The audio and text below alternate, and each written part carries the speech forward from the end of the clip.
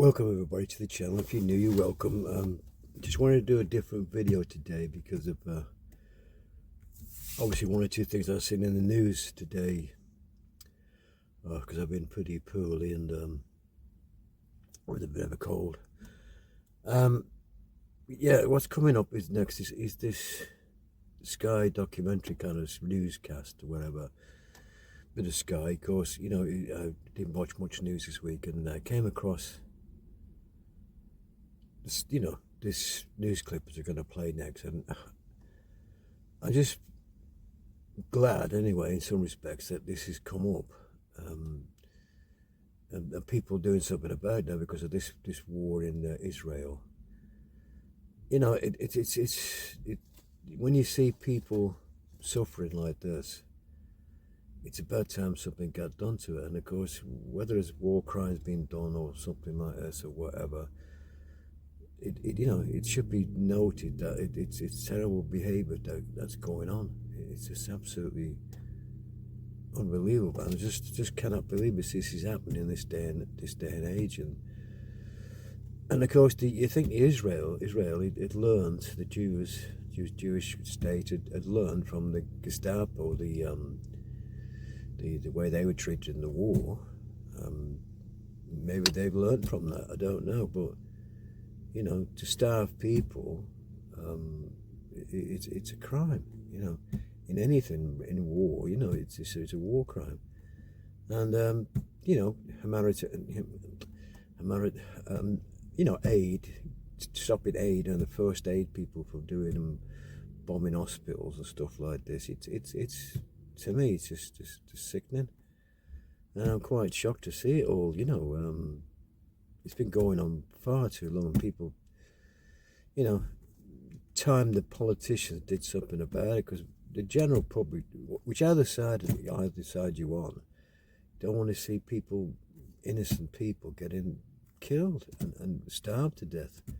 It's absolutely just unbelievable. Anyway, watch it now. It's coming up now.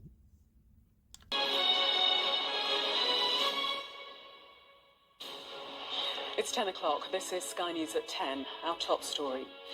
Seriously ill and suffering from malnutrition. The children on the front line of the warnings of mass starvation in Gaza.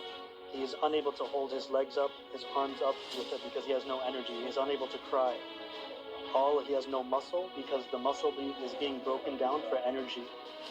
So there's just skin and bones.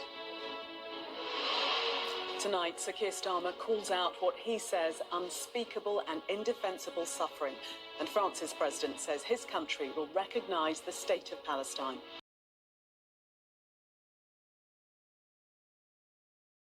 Starvation. This is a man-made crisis. Sometimes food is made available at communal kitchens called tikia. First, you have to wait. And then you have to fight.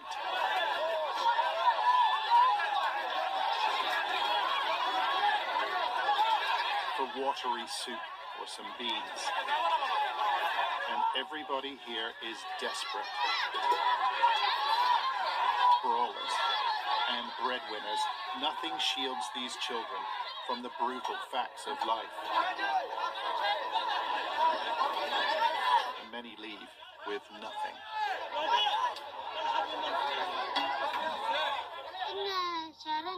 It's been 2 months since we've eaten bread. There's nothing to eat. I want life to go back to how it was. I want meat and flour to come in. I want the end of Turkey. There's another way to seek sustenance at 4 distribution hubs run by US contractors. But they've been described by UN officials as sadistic death traps, with more than 1,000 killed. Young people deliberately targeted by Israeli soldiers, say doctors.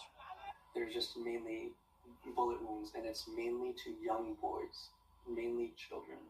I saw it from my own eyes. You can see we're just exhausted. The traumas do not stop. Gunshot. Entry exit? Yeah. How old is she?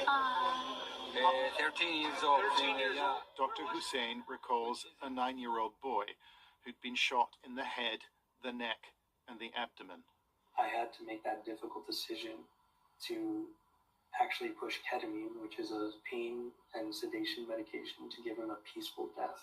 I was like, am I really doing this? Is this real life where I have to make a decision to end a 9-year-old boy's life because his injuries are so severe? And it haunts me. Like, I remember saying sorry as I was pushing the medication.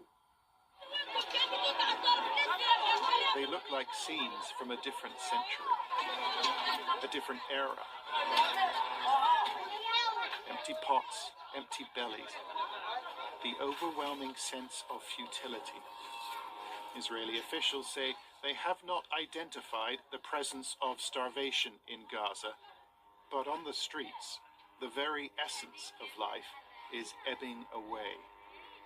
John Sparks, Sky News. Truly shocking scenes from inside Gaza there. 59,000 Palestinians have been killed since the war began, according to the Gaza Health Ministry. That number includes more than 1,000 kills since May trying to get food. In Gaza City, one aid group says 1 in 5 children are already malnourished.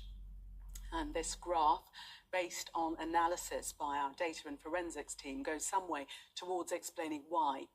3,000 trucks carrying food and water crossed into Gaza in 1 week in January.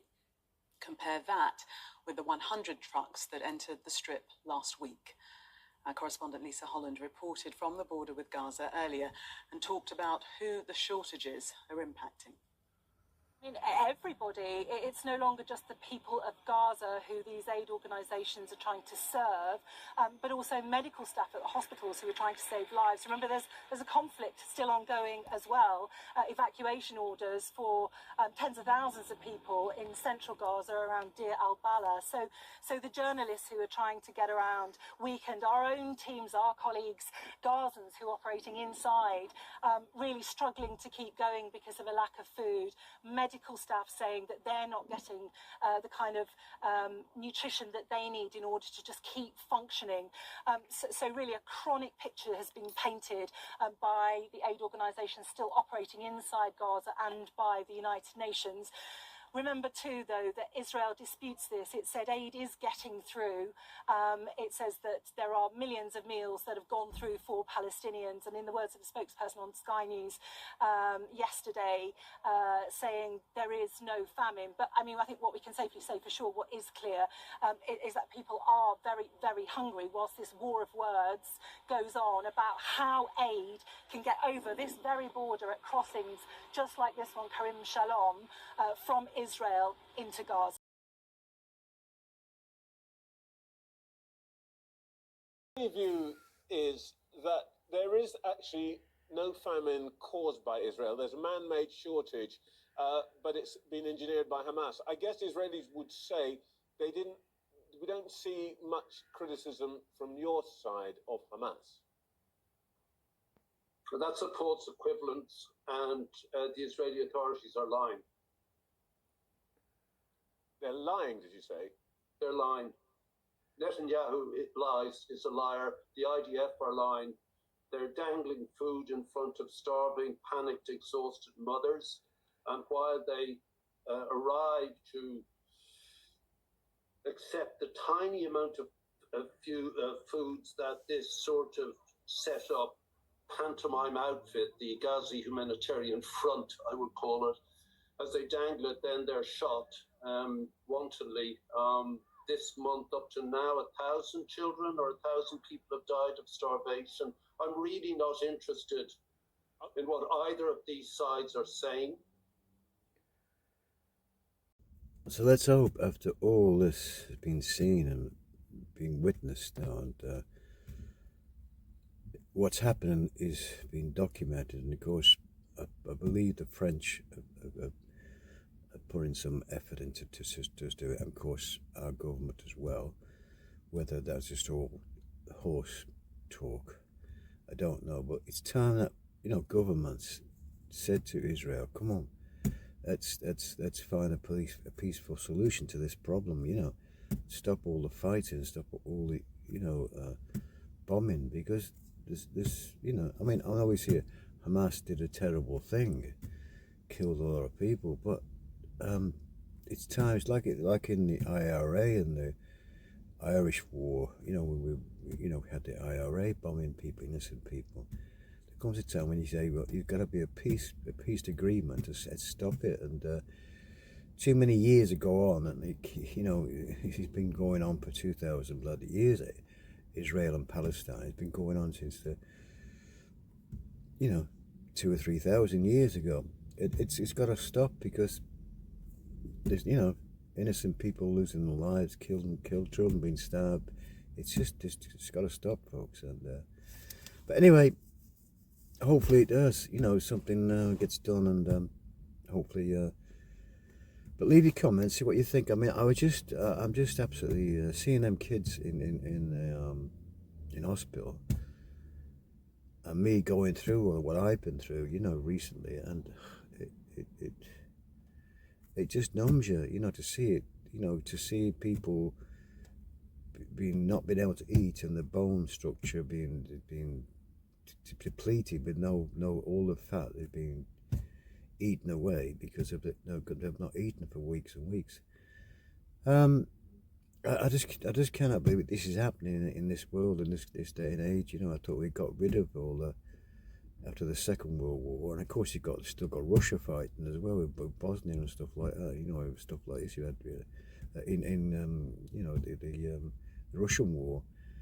Anyway, leave your comments, see what you think, and I'll be interested to see what everybody else thinks, and whether this has got to come to an end, and is there going to be a solution? I just do not know, but I hope so. And it's time it all ends.